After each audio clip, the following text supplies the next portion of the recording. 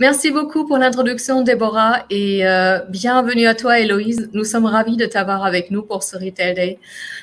Déborah vient d'y faire référence au changement de consommation, mais aussi à la croissance soutenue des places de marché.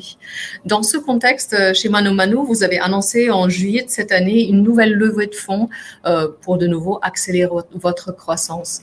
Quelle est votre ambition et quels sont les leviers de croissance sur lesquels vous travaillez? Tout à fait, merci Stéphanie. Avec cette levée de fonds, notre ambition, c'est d'asseoir notre leadership et devenir la destination européenne de référence pour tous les projets de bricolage, jardinage et aménagement de la maison. Donc aujourd'hui, ManoMano, c'est 50 millions de personnes qui viennent chaque mois sur le site, sur l'application pour réaliser leurs projets. C'est 7 millions de clients actifs et une croissance de 100% en 2020 qui se confirme cette année, donc on est très contents. Et les principaux leviers de notre croissance, grâce à la levée de fonds, j'en verrai deux principaux. Le premier aspect, c'est continuer notre conquête du marché européen. ManoMano, c'est une boîte française, mais le marché du bricolage et de l'aménagement est européen. Il débute à peine sa digitalisation. Et le deuxième aspect qu'on travaille en priorité, c'est l'offre B2B. ManoMano accompagne les pros du bâtiment, les artisans, par des services pensés pour eux, pour leur faciliter leur travail, leur quotidien et leur offrir tout le confort qu'une marketplace peut leur permettre. Voilà.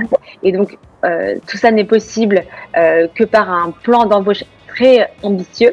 Donc, si des candidats nous écoutent, nous recrutons 1000 personnes à horizon 2022 dans tous les corps des métiers, marketing, développeurs, commercial. Merci pour ce partage, Héloïse, et on serait effectivement très heureux d'avoir été l'intermédiaire d'une nouvelle relation en collaboration. De quelle manière l'équipe acquisition contribue à ces objectifs très ambitieux? Alors, l'acquisition, c'est vraiment le bras armé de la stratégie de ManoMano. Un achat commence en ligne, par une recherche en ligne, et donc notre critère de succès, c'est de valoriser sur ces requêtes ce qui fait la force de ManoMano.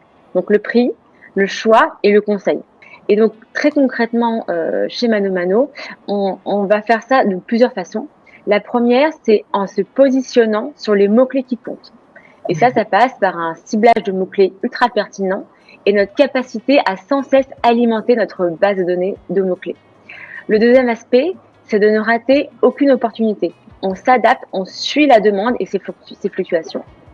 Et ça, c'est possible par un pilotage très fin, parfois à l'heure des investissements médias sur le digital. Et enfin, notre force de frappe, c'est aussi notre capacité à utiliser notre donnée client, first party, en la segmentant et évidemment dans le respect des règles de privacy. Et donc, en résumé, la mission de l'équipe acquisition, c'est de bâtir une vitrine digitale qui va attirer le chaland et ensuite on s'assure que l'expérience soit irréprochable.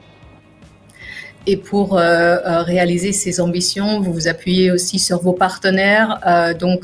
Est-ce que tu peux partager en quelques mots comment vous travaillez avec notre équipe Microsoft Advertising?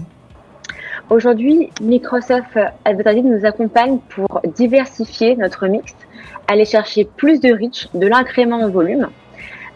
Et pour cela, on va travailler plusieurs typologies de formats. Évidemment, les formats bas de funnel. Et ensuite, une fois qu'on arrive à saturation, vous nous accompagnez sur des formats un peu plus haut de funnel, donc qui vont travailler la considération, la notoriété. Et donc, merci pour ça, de nous accompagner dans notre roadmap. Avec grand plaisir.